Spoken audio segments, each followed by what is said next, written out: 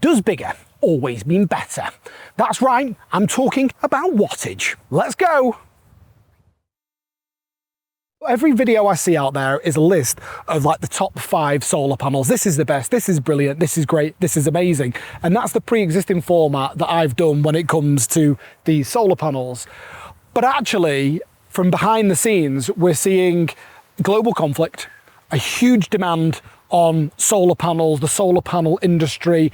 We've seen a 50% increase in sales of rooftop solar for households just in the 3 weeks since this kicked off. We now have a position whereby warehouses are struggling to actually keep up with the stock levels on the AIKO solar panel.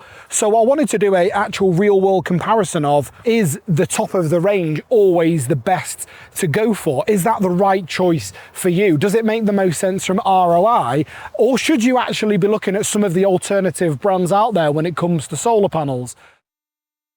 Each time there's new models coming out, really they're the same model, but what the manufacturer does is creates a data sheet from a 470 to a 490 watt solar panel and then trickles them out 5 watts at a time. And what this traditionally did for manufacturers was enabled them on the latest model where there's a bit more of a demand for them to keep the prices up. What the manufacturers do is then reduce the price of these slightly older models. So that's kind of the way that the solar panel industry works effectively. What's actually happened now is we've got oil prices going up, around cost of fuel, and I think ultimately that's quite likely here to stay for quite some time, and the industry knows it.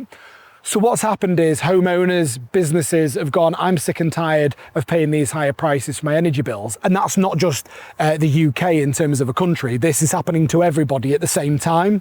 Traditionally, what you had was an oversupply of solar panels and an undersupply of customers. And therefore what this does is this commoditizes the price of solar panels and pushes them down. What we've almost ended up is now a flip of this, where you've got a number of customers that are going, I want the AIKOs, please, and I want the latest version of them. And it's a bit like bog roll at COVID, where effectively, like, the Andrex is the one flying off the shelves first. So there's a big demand. Wholesalers are wholesalers, and they look at it this way and go, supply and demand, so we'll start trickling the price up. So AIKO 490 watt solar panels, if you try and buy one of these, you will notice wholesalers largely are marking them as sold out. They're not sold out. What's actually happening is installers who have been round the block, like us, are effectively doing pre-orders of solar panels. Traditionally, we would order them 2-3 pallets at a time and get them delivered every couple of weeks. The wholesalers have an abundant supply of them, so why bother committing to an order? Because panel wattages might change. We don't need to commit to that level of risk. But as soon as that conflict started, we knew that we had to start making decisions. So we basically committed to best part of a container of solar panels. But what this means is, because there is more of a demand, wholesalers is starting to trickle up the actual price of these. This begs the real question with this. Is it actually worth going for the AIKO panel, which we can get hold of, or is it the case that you should go for an alternative brand? Should you go for one of the other big mainstream manufacturers? This is where I want to come on to this manufacturer. And this is Jinko. And this is a 470 watt panel. It's the older technology. It's the Topcon. And there's 20 watts difference between this panel and this panel that I've got here. Yes, it's slightly less efficient as well. But I have this panel on my house because at one stage, these were the most innovative version. Think of the AIKO 490 a little bit like the iPhone 17 Pro. It's the top dog in the industry and it's the best panel you can get out right now. There will always be a new model that's coming on to the market. That will always be the case because panel manufacturers want to sell the latest and greatest. Think of the one next to me a little bit like the iPhone SE. And the iPhone SE is a little bit like the older model phone that was once the best, making a resurgence because people are going, well, do I really need all that technology? Does it all make sense? And so what I wanted to do was do a bit of a comparison between the two so you can make a decision for you whether you think this model, or maybe perhaps another model is the right decision for you. I don't want to add too much confusion. I want to try and keep it simple, but I'm going to break it all down.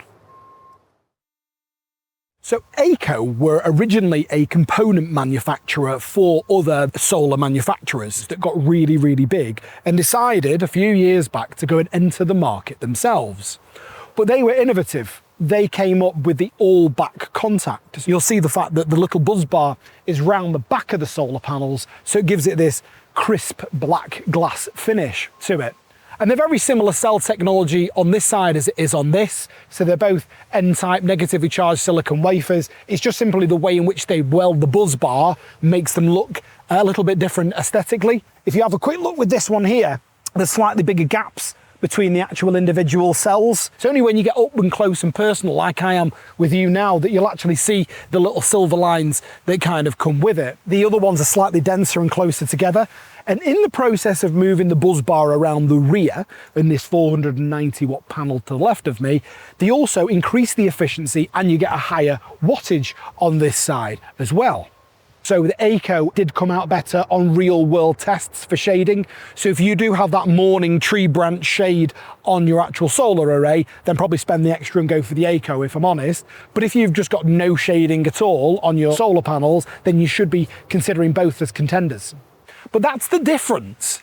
Warranty wise, is identical between these two panels. You get a 25-year product and 30-year performance warranty. Same surface area, 1762 by 1134, exactly the same surface area, but the actual cost of this solar panel is about 40 to 45% cheaper because there's not as much demand on it. There's an abundance of these in warehouses all up and down the UK, tens of thousands of them, versus a call-off order and people pre-buying these in bulk.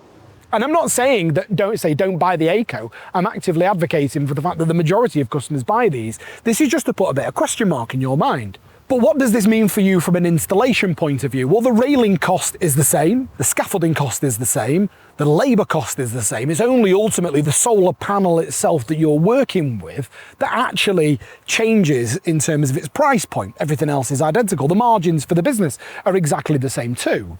Per panel, you're about 15 to 20% cheaper. So this is the thing I want you to think about. 10 of these, 4.9 kilowatt peak. Well, you can buy 12 of these. So that's something like, what, 5.62 kilowatt peak. There's a significant chunk more worth of generation that's happening out of your roof every single day. One of the things that AIKO did really well, which is why I've advocated for it massively, is these degrade a little bit slower, 0.35% year on year. There's initial degradation rate in the first year, and what they say is 0.35% over a 30-year basis. They then give you the final endpoint figure. With your Jinkos, they're 0.4%. Effectively, it's a 0.05% difference, 0.5% every 10 years, 1.5% over a 30-year basis of a 470 watt solar panel. You're talking like 4.7 watts. Well, it's not going to be enough of a difference, my opinion, to warrant the difference in ROI. Yes, this is better, but we're talking the fine details of the tuning of an engine. If I have 12 panels versus 10, the additional generation will out-trump the degradation rate for sure. One of the things that inspired me to do this video was a customer approached us and said, well, these guys are actually more cost effective on this. The biggest difference was they were going, well, theirs is a 470, yours a 490. Actually, I'm getting more generation out of theirs. Our quote was £1,200 more, I think it was, £1,000 more. It was more expensive. And I sat there and a penny dropped in my mind and I went, you've got a point. I'm not going to argue with you. You actually genuinely have a real point. Rather than me going, oh yeah, but these are brilliant, these are great, these are amazing. They had an absolute point. It's very rare I get stumped when we're doing cost comparison. And I actually agreed with them in that scenario. There is, of course, as I mentioned earlier, the aesthetic difference between the two. And some people will go, I'll spend the extra for the aesthetics. And I think there will be a lot of people out there that will naturally lean towards the better efficiency, the higher wattage. Or if you're limited on roof space, you might go, I'm better with 10 of those than 10 of those because over the course of the lifetime of the solar panels, I'll generate more. I'm better fitting the newest product whilst it's on my roof. And I agree with all those points. There's no right or wrong answer with all of this. But quite naturally, if you're out there comparing quotes, you should definitely give a look in, not just to the latest version. This isn't to say go to the cheapest humanly possible solar panel in the market. There are certainly some solar panel manufacturers out there that I would be going, perhaps don't lean towards those, but have a look at the likes of a Jinko. They're sponsoring a major football club. They're not a tiny business. They're a well-established business. Have a look into it and ask that question. do I actually need always the latest version, or am I getting sucked into, here's the top 5 solar panels, here's the one that's the best videos that you're probably seeing on YouTube? And I just wanted to put a pin in having an honest conversation with your installer. Is there a more cost-effective alternative that will generate me more on my roof? Ultimately, why are you buying solar panels? You're buying solar panels for generation, you're buying solar panels for independency, you're buying solar panels because you want to save money.